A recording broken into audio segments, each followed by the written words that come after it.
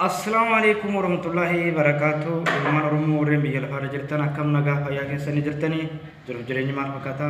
Alhamdulillah as geenye jirra. Galata Rabbii baga jiraatanii adda bannee jirra. Kun walitti deebinee jirra. Baga nagaan nu hidan jennee jirra. Namoonni maatii nuuf hin taanellee maatii nuuf ta'a. Namoonni maatii nuuf taatan ammoo sheer nuuf godhaa, laayik nuuf godhaa. Komentii illee jalatti nuuf barreessaa. Yaadni keessanis nu jabeessaa. Waljajjabeessinaa wal cinaa dhaabbannaa yaadni keessan baay'ee gaariidha. Qeeqallee yoo qabaattan yuutuubii keenya jalatti koomentii nuuf barreessaa. Kun sirratuu qabaa, kun sirratuu hin qabu yoo jettanis yaada keessan hin fudhannaa. Isa gaariis isa silaa sirraa barbaadu sun sirreessinaa. Isa silaa sirraa jiran jettanis koomentii jalatti nuuf barreessaadha. Yaadni keessan nu jabeessaa wal cinaa dhaabbannaa. Hamma dhumaatti inshallah yoo rabbi jedhee waliin jirra. Tamam shaworo like godhaa komentii jalatti kannaa. YouTube kanarratti kan nu hojjechaa jirru siyaasaa odoo hin taane gandummaa odoo hin taane wantoota bashannanuu wantoota nama bashannansiisan wantoota nama bohaarsan tokko tokko irratti hojjechuudhaaf qabannee dhufuuf yeroo gabaabaa keessatti qabannee akka dhufnu abdiin qabaa. Wal jajjabeessinaa wal cinaa dhaabbannaa. YouTubein tokko yoo like baay'ee qabaatte share baay'ee yoo qabaatte nama baay'ee bira yoo dhayte nama baay'ee bira dhaquu dandeessi. Yoo like baay'ee hin qabaanne nama tokko birallee baay'ee nama bira dhaquu hin danda'amu.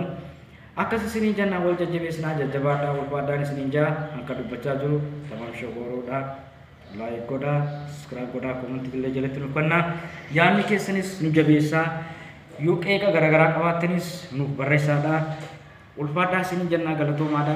Gidduutti Ramadaaniinis addaan nu fageessee Ramadaan irra turre gidduutti Iidiitu dhufee haala akkasiitiin dadhabbii Iidiirraas amma bayyanannee walitti deebinee jirra.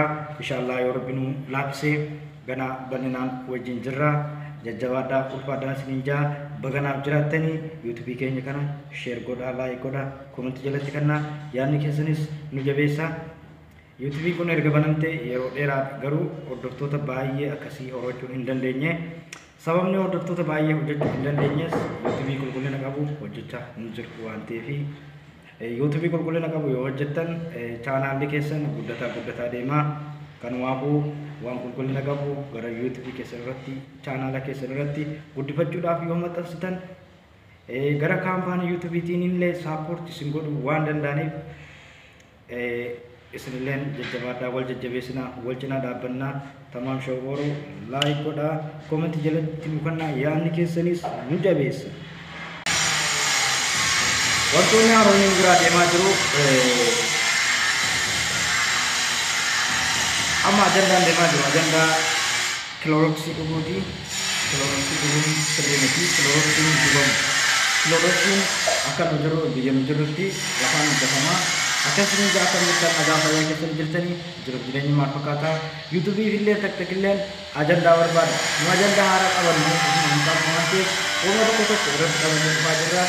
Nabiraa illee sagalee xinnoo nama jeetuutu jira waan ta'eef akkasitti jajjabaadhaa wal jajjabeessinaa wal cinaa dhaabbannaa. Tamam shogoro laayik godhaa komentii jalatti nu kennaa wal jajjabeessinaa. Inshaallah ta'ala yeroo jedhu himaa miti ulfaadhaa galatooma.